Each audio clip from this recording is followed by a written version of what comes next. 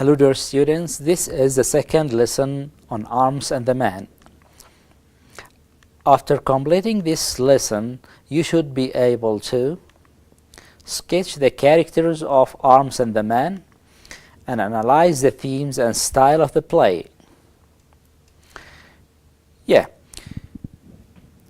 have got acquainted with the plot of the play, you have watched the movie, and you know much about the details of the play. Now the present lesson introduces you to an analysis of the characters, the themes, and the styles of arms and the man.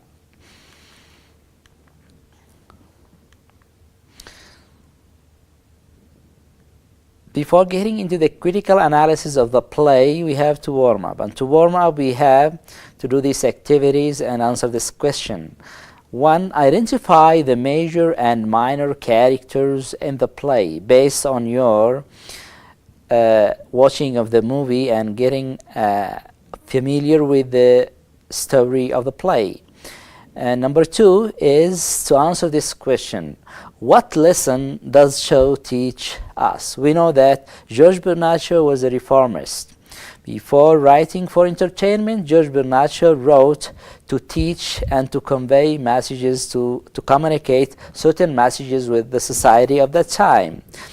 And your duty is to know the lesson, and this lesson we will know when we explain the themes of the play.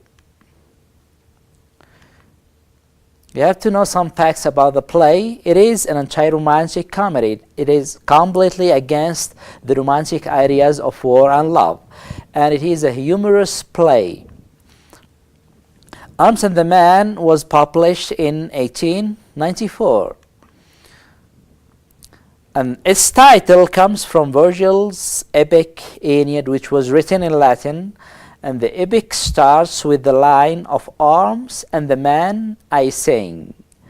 So George Bernaccio took the first line of the epic Aeneid and used it in an ironic way to attack and to make fun of war of the modern age.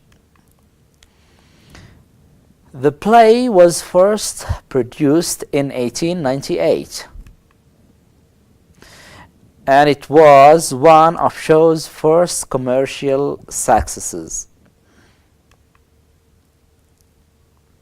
The characters here are a group of actors who performed the play, and they took the parts of Captain Plunchley, Reina Bitskoff, Sergius Serenov, Major Bitskoff, Catherine Bitskoff, Nicola and Luca, the servants in the house of Bitskoff.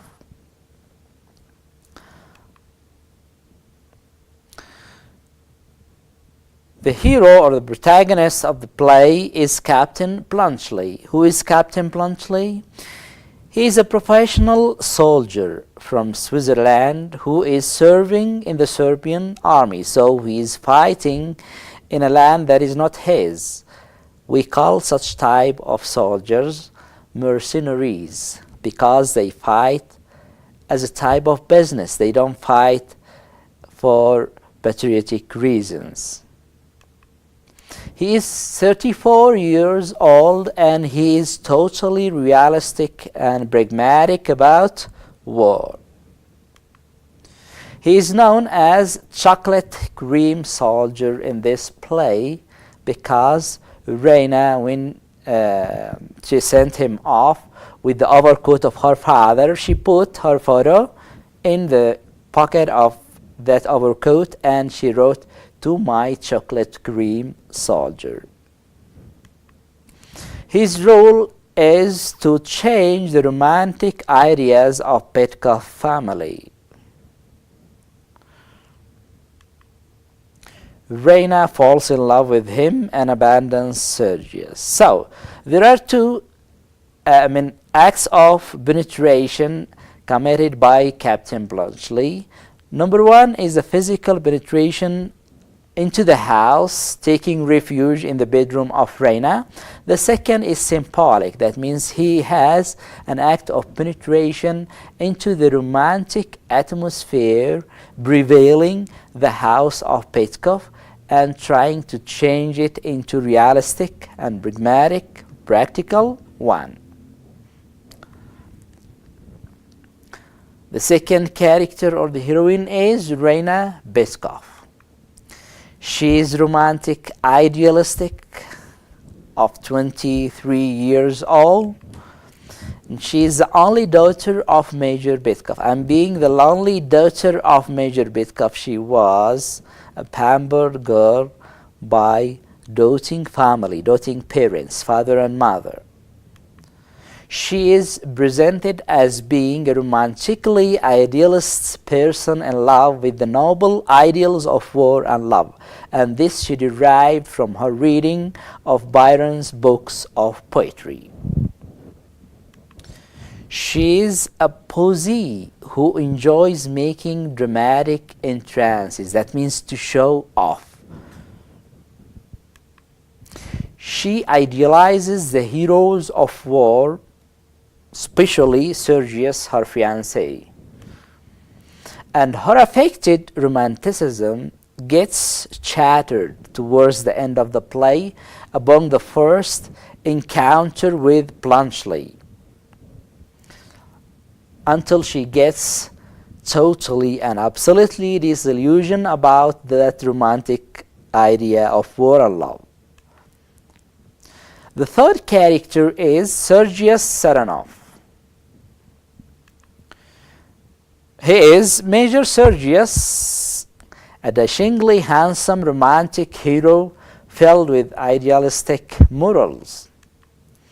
And he has gained his military rank in the same way as Major Petkov in the Bulgarian army through family possession rather than through common sense or training.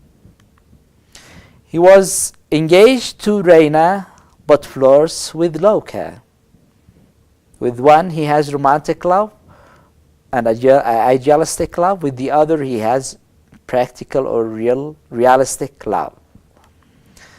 At the end he gave up his idealistic morals and chooses to get married to Loka, though she is lesser than him in terms of social status and social class. Next is Catherine Petkov, the wife of Major Petkov and the mother of Reina. She is middle-aged, an affected woman who is Reina's mother, and she is imperiously energetic, good-looking, and wishes to impress everyone with her social standing. So we can say she is snobbish. She tries to pass herself off as a Viennese lady, and she feels sad that the war is over, and she asks Major Petkov to convince the Bulgarian authorities to continue war, because war for her was not suffering. It was a type of a fanatic act of watching and getting interested in the acts of heroism as she listens to those news of war. Major Petkov, he is Major Paul Petkov, and he has acquired his rank in the Bulgarian army because of his family's wealth, like Sergius, rather than his ability as a military leader.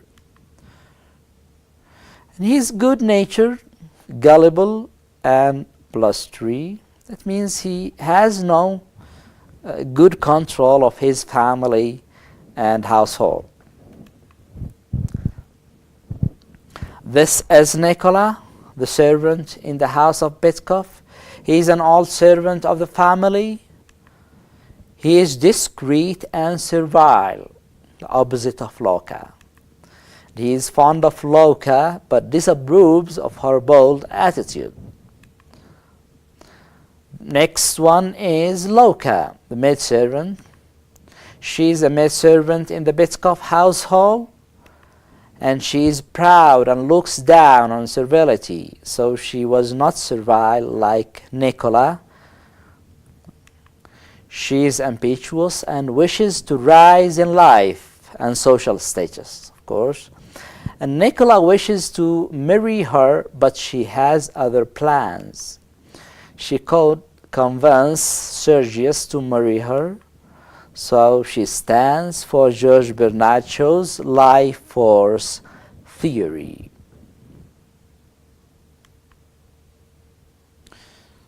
I've finished characters, and now we'll discuss the themes. You have 4 themes in the play. Number 1 is romanticism of war. Number 2, romanticism of love. 3, class discrimination. And 4, idealism versus or against realism, as ideas dominating the play. The first theme is romanticism of war. George Bernard Shaw satirizes the romantic notions of war. He was totally and absolutely against war. From his opinion, real soldiers need not be patriots to fight for country. And this view is presented in the character of Bluntschli. Bluntschli fights not on nationalist or patriotic ground. He fights for what? For money and as a type of business. He runs away. Bluntschli runs away from the battlefield. He fights for money, and he carries chocolate. Funnily, of course, he carries chocolate instead of cartridges in his gun. So, according to this point of view, the soldier's job is to live as long as possible, and this is openly stated by Bluntschli in his argument with Reina, when he said, it is our business to live as long as possible. Our duty as soldiers not to die in the battlefield, but to live as long as possible. Bluntschli's practical approach to war defeats the Petkov's romantic view of war and at the end, and this is the message conveyed and communicated by the writer George Bernard Shaw. The next theme is romanticism of love. Shaw satirizes the romantic notions of love in the same way he attacks the romantic notions of war. Romantic love, according to him, is based on outward appearances, affectations, not practical reality. And the romantic love of Sergius and Reina fails.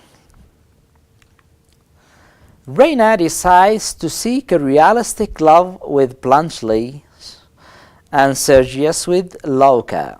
So they gave up their romantic love and they search for realistic one. George Bernard Shaw wants to put realistic view about love and marriage to the audience and readers, and that is the message he wanted to communicate to us. The next theme is class discrimination, class bias.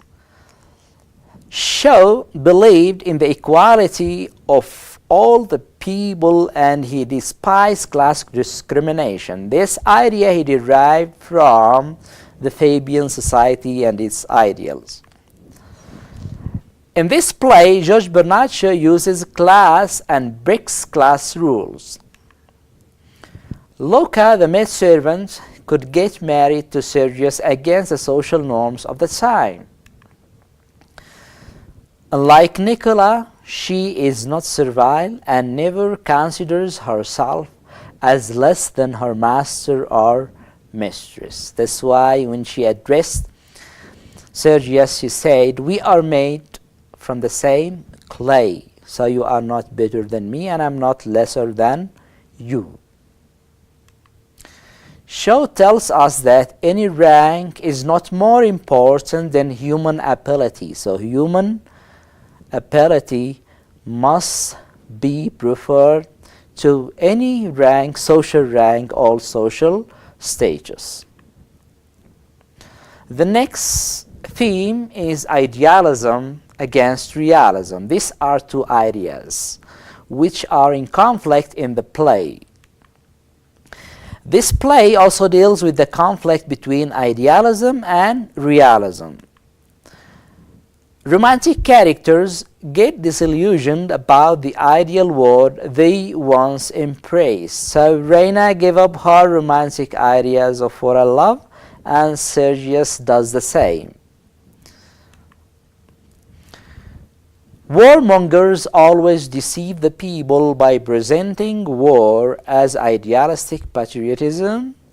For them it is no more than a profession to gain. And at last, all characters understand the reality about their activities. No place for romantic ideas about war and love. All of them gave up their romantic ideas of war and love, and they embraced the idealistic and practical point of view regarding war and love. Have finished themes and now the setting. The play comprises 3 acts, and for each act we have a setting. Act 1 takes place in Reina's bedroom, of course, on November's night in 1885, in the midst of the Serbo-Bulgarian War.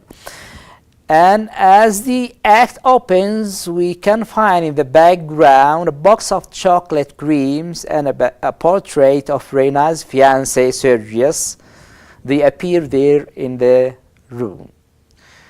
Act 2 starts 4 months later in the garden of Major Bitkov's house, and it is a fine spring morning. Act 3, this act takes place in Bitkov's library after lunch, and the whole space is being occupied by trophies of war. The tone of Act 1 is sympathetic. Reina's behavior is sympathetic towards Bluntschli, the helpless refugee soldier. She saves his life and satisfies his hunger with her box of chocolate. The tone of Act 2 is mostly informative. It's revealing different things and a little bit jolly. Act 3, the tone is serious at first, but then it becomes happy towards the end of the play. The overall tone of the play is happy and jolly.